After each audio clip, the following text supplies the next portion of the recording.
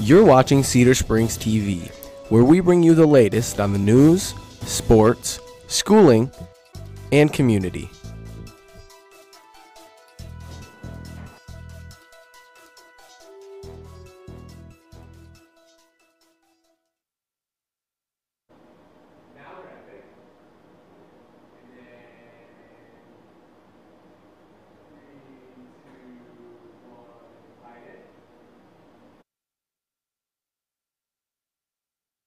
I work at Hydraulic Repair Center.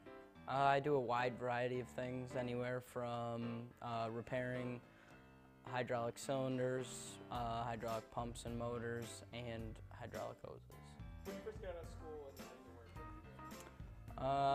to work, When I get out of school and I'm heading to work, I usually listen to music. you get to the shop, what's the first thing you do? When I get to the shop, the first thing I do is change into my work clothes. What's the first form of work that you do over there? Most of the time, the first thing that I do when I get to work is probably put together cylinders. What are the least fun parts of your job? The least fun parts of my job would be cleaning the bathroom, taking out the trash, and filing paperwork. How is it working with your coworker? Working with Dan is really fun. I enjoy his company.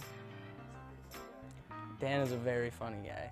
I think it's very important to have a good work environment, because if you don't, you won't like going to work. What are some of the benefits for working with your job? Well, one of the first benefits I would say is a good free lunch, and another one is just having working with really cool people. What are some of the things you do when you're closing at work? One of the things that I do normally on the day that I close the shop is I'll have to file more paperwork, and I get more one-on-one customer time. What does working at the shop help you with? Working at the shop helps me build relationships, I guess, with customers, and I get to learn a skilled trade, so that's pretty cool. What usually goes down after? I go home and I get my homework done, and then usually that takes me till about dinner time, and then I'll usually go to bed after that. So how much homework do you usually have? A couple hours every night. From what classes? I have homework usually from AP Lang, AP Euro, and AP Macroeconomics. Are most days the same, like school and work-wise? Most of my days, I would say, are the same for both work and school. Like doing school, like what do you do when you have some free time? I would usually play maybe a little bit of video games. Other than that, not a whole lot. My nighttime routine starts off with I take a shower and brush my teeth, then plug in my phone and go to bed.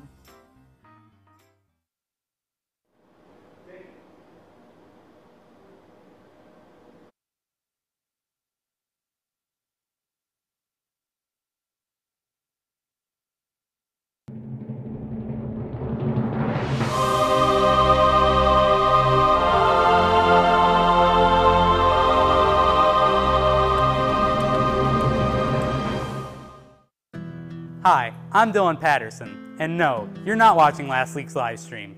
Turns out my reviews were so well perceived that they're giving me a weekly slot on CSTV. That means you'll be seeing my movie-loving mug from now on till the end of time. And what a better way to celebrate my new weekly slot than by reading some fan mail. Our first and only letter comes from Sydney. Dearest Dylan, I love The Dilemma, but I hate your neck beard. I'm glad you shaved it, and you look cuter with it off. You should keep it that way. Well, Sydney, if this is your way of asking me out, you seem too pushy and judgy, and I give you a 4 out of 10. All right, now on with the review. I just saw A House with a Clock in its walls. Now, first things first, right off the bat, I really enjoyed this movie. I thought it was cute and exciting, but it doesn't live without its flaws. First of all, the pacing in this film. At first, it's nice, it keeps you going and going until eventually it keeps going and going until it starts to tumble over itself. The audience barely gets any time to breathe, except for when we're at one of our book scenes. And that's another thing. This movie suffers from something I like to call adaptation-itis. And that just means you can tell when a scene is from the book by how much care and attention is given to it. But besides from that, the tone was great, the characters all had clear motives, and it was just overall cute and exciting. I give this movie a 7.5 out of 10. This has been The Dilemma, and I'll see you at the movies.